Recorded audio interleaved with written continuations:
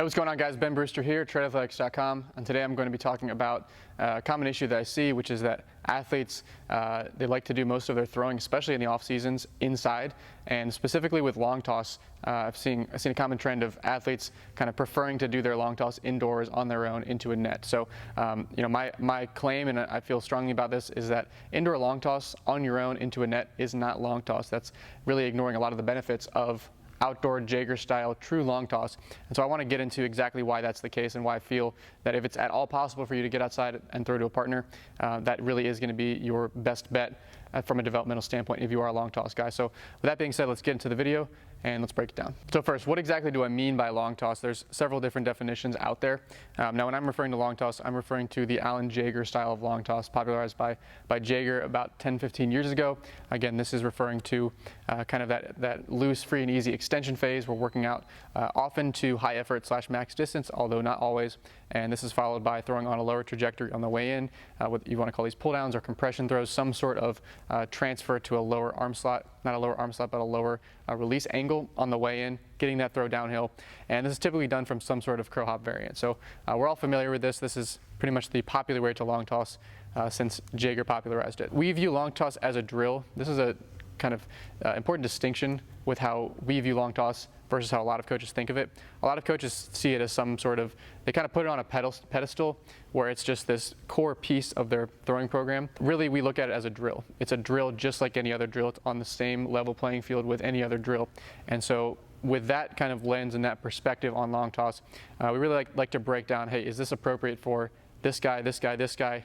Not everyone in our program does long toss, and we'll do a longer video in the future on exactly how we determine that and how we kind of divide our guys and decide, hey, are you a max distance long toss guy or not? But point being, long toss is a drill, and I would encourage you to think of it from that frame of reference when deciding if it's a good bet to put in an athlete's program. So a drill is really just any throwing variant or derivative that's not throwing out of one's delivery.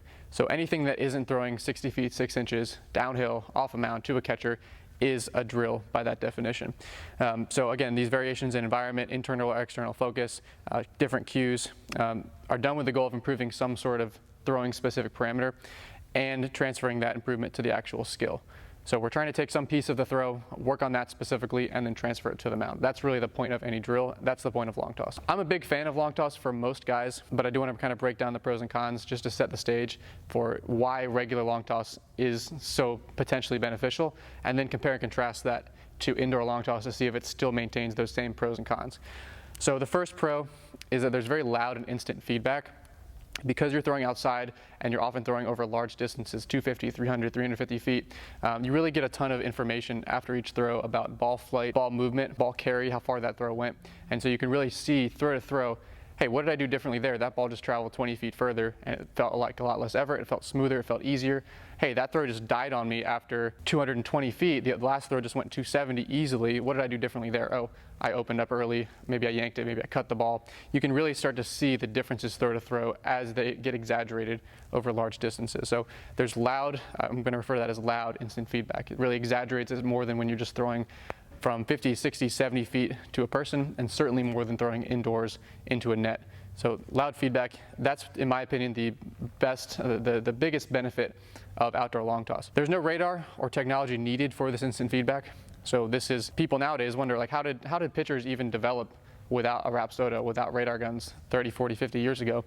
And long toss is a big reason. If you ask Nolan Ryan how he was able to build his fastball, he would tell you long toss. And the reason is that there's still that instant feedback. You still are getting information about your spin axis, your spin rate. It's just not giving you an actual number. Your velocity, it's going to be a little bit less objective and a little bit more subjective. But again, because you don't need radar or technology, it's something that anybody can go do, and that is a big benefit to long toss. There's an organic emphasis on smoothness, efficiency, and gradual ramping. Now again, credit to Jaeger for kind of popularizing this idea, but in terms of being able to gradually work your way out in catch play, smoothly, efficiently, and ramp up slowly, it's organically and naturally encouraging mechanical efficiency and smoothness. Now you can obviously butcher this and do long toss improperly and just start muscling up from the very first throw. I get that, but properly done long toss naturally builds this into the process. The next pro is that compression throws is kind of a built-in transfer mechanism. Again, if you're doing the Jaeger style of long toss, it's taking that concern about throwing uphill and the lack of specificity, and it's taking that and it's addressing it by, okay, every session on the way in, we're bringing those throws back in on a line. And so it's giving your body that awareness and that ability to more closely transfer these less specific throws downhill, just like we would off the mound. So built-in transfer mechanism. It selects for high axis, high spin, and high efficiency throws. In other words, as you're throwing, you're getting this loud feedback throw to throw. You're seeing, what did that ball do? Did that ball run 30 feet that way? Did that ball cut? Did this ball die? Did that one just take off with less effort? The throws that take off, that seem to carry with less effort, that have better direction, that stay true, that is what max distance long toss is really reinforcing. Those are the throws that your brain says that was a successful rep, and the throws that don't do that, the ones that maybe sink and die off, are the ones that your brain says, that was a bad rep, that was a less successful rep, I'm not gonna try to do that, I'm gonna try to do the other version where that ball takes off and carries. So selects for, think natural selection. It really is a natural selection process for, if you have this, this variation of spin metrics and mechanics, it's going to select for the ones that help that ball carry further, which is great if that's what you're trying to do. If you're a high three-quarter guy and that's what you're trying to do, you're trying to increase velocity, maybe you have a high axis and you're trying to increase spin rate, then that's great. And that applies to a lot of pitchers, obviously. The next thing is that it encourages good linear direction without losing rotational intensity. So I've talked about this before, but high-level throwing mechanics involves being able to blend multiple planes of motion, being able to combine that linear action, that linear lower half move, but still be able to maintain rotational intensity, still be able to convert that linear move into rotation to actually get that linear momentum up into the arm, into the ball. So long toss does a great job of giving you some direction to your throw, having that external focus and having a specific direction to your throw without losing that rotational intensity. So it's a good tool, a good drill for being able to combine that linear move while still maintaining that intensity to try to get that ball out there 300 plus feet. And then finally, it gives you an external over an internal focus. As you get out into max distance long toss, what you're trying to do is throw the crap out of the ball as far as you can, get it to that target. You're not worried about where your arm is, you're not worried about where your pelvis is, your front foot, where your head is. Your body has this pure external focus of throw it as far as I can, get it to that target. And so again, we'll talk about this more in the rest of the video, but that's an important factor as well. And then finally, long toss may encourage adaptability by varying your release angles. So as you work out, you learn to subtly alter your mechanics, your release angle, etc. As you work out and as you work on your way in on the compression throws, you learn to subtly adjust your mechanics as well and get those shoulders back downhill.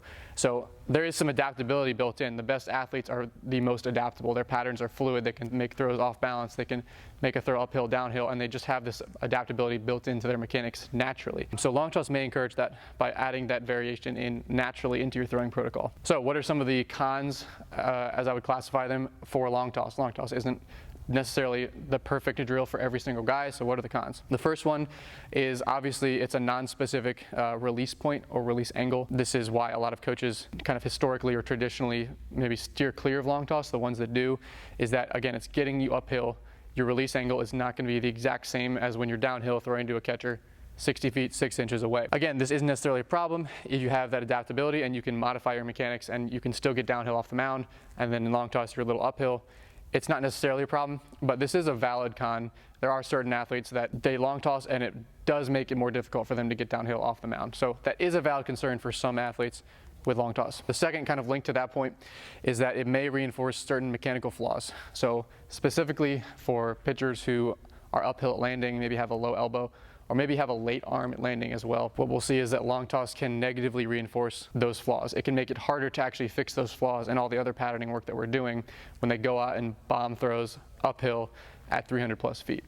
So there are times where it does reinforce negatively what we're trying to work on. The third con is that crow hops or any sort of shuffle type derivative of a crow hop lacks specificity, which means it's not exactly throwing out of your delivery, which is fine, but it requires an additional step to actually transfer that to the delivery. And then finally, this kind of counters one of the pros over here, but long toss selects for or selects against low axis or low spin pitchers. In other words, if you're a sinker ball guy, your bread and butter is having your pitch drop 2 feet.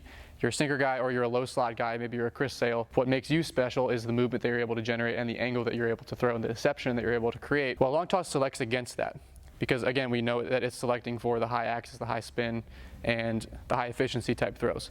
So if that doesn't fit your profile as a pitcher, then long toss is actually going to be potentially working against you if you're doing it max effort, max distance on an uphill angle. So that's another major con to long toss for some guys. And then obviously just practically, long toss requires outdoor access and a partner access as well. So just from a practical standpoint, this is really the reason that a lot of guys do long toss indoors and kind of assume that it's the same thing. We're going to get into now why it's not the same thing and see if some of these pros and cons still match up when you're doing it indoors. So let's look at these same pros and cons and see if they hold when you're doing long toss indoors into a net. Well, do you have loud instant feedback? Can you see the ball flight, the ball movement every throw? The answer is obviously no, you don't have that feedback. No radar or tech needed for instant feedback.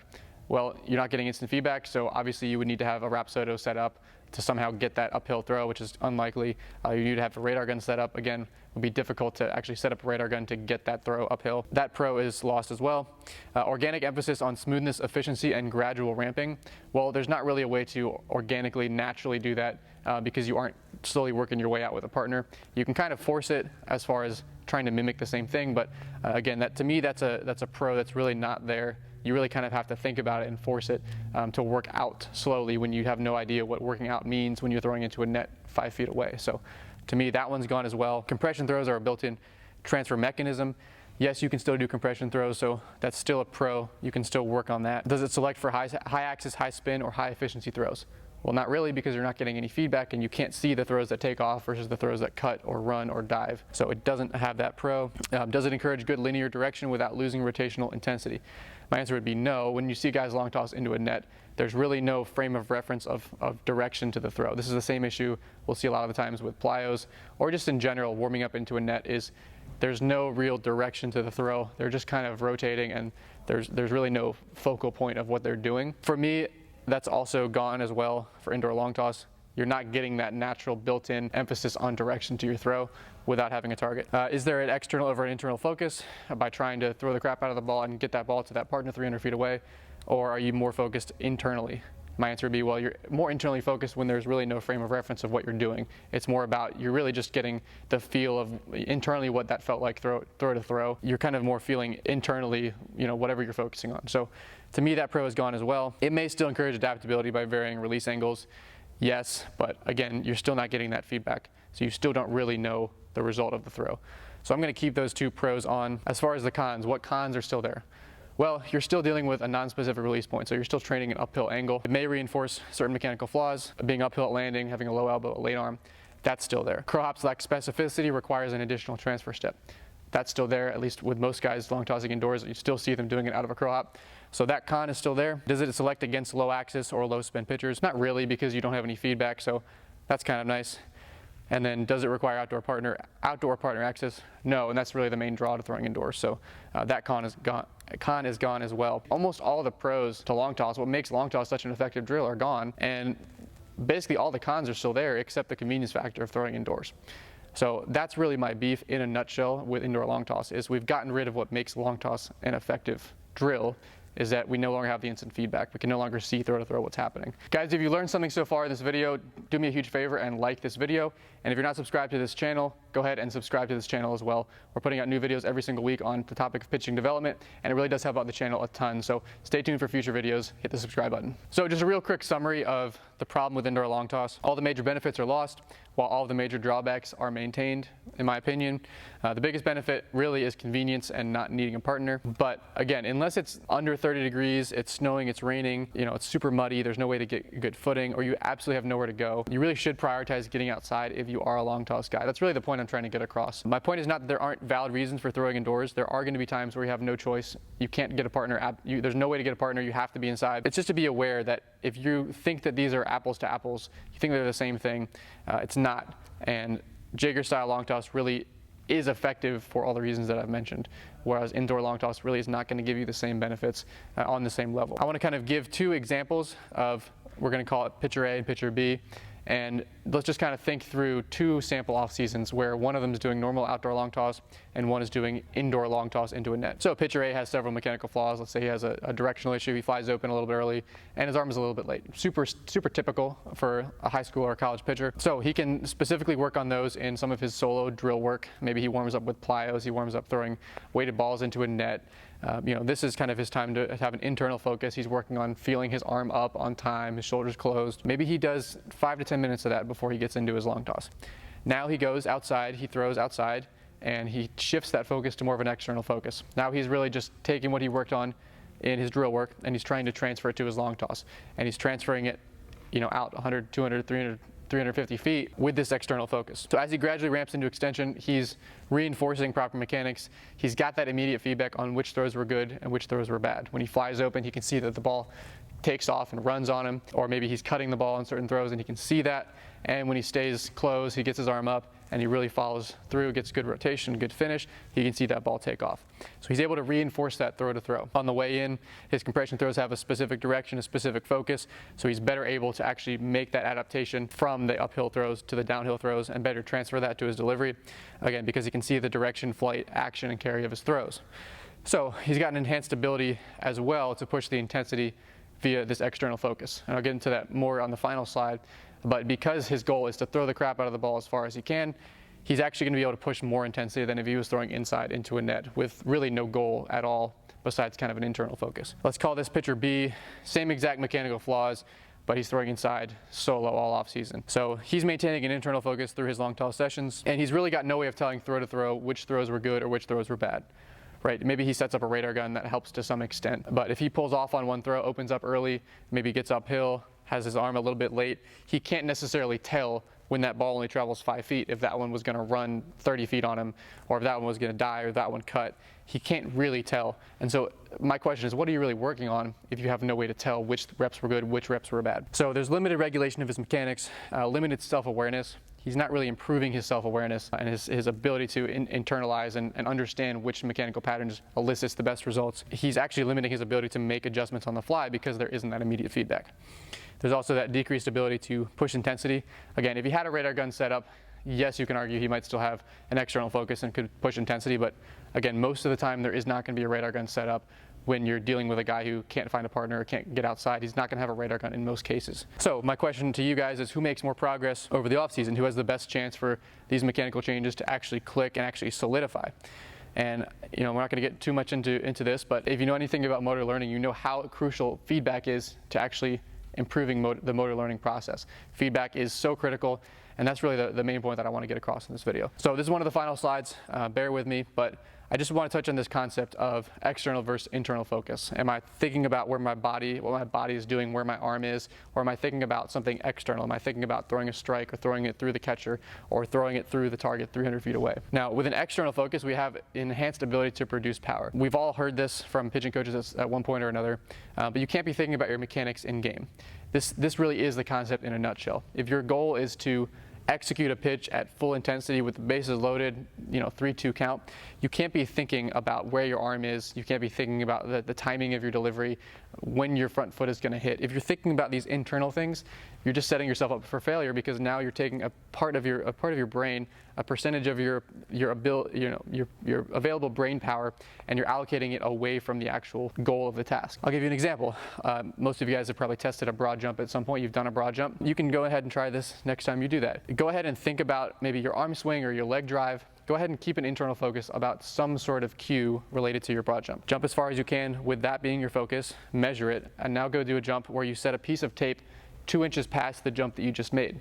Now your goal is simply to jump to that piece of tape. You've shifted from an internal to an external focus. 99 times out of 100, if you get that external focus, if the goal is for that person, the only goal in their mind is to jump to that piece of tape, they're going to be able to do it. They're going to get a increase in performance just by changing the focus from internal to external. So you can go ahead and try that yourself next time.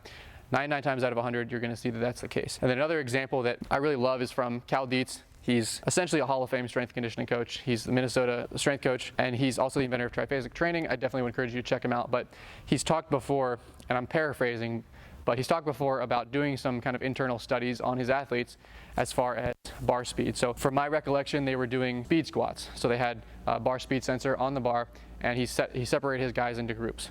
He had a group where he was measuring their bar speed, and he was just telling them move the bar as fast as possible. Get the highest score on this bar speed sensor.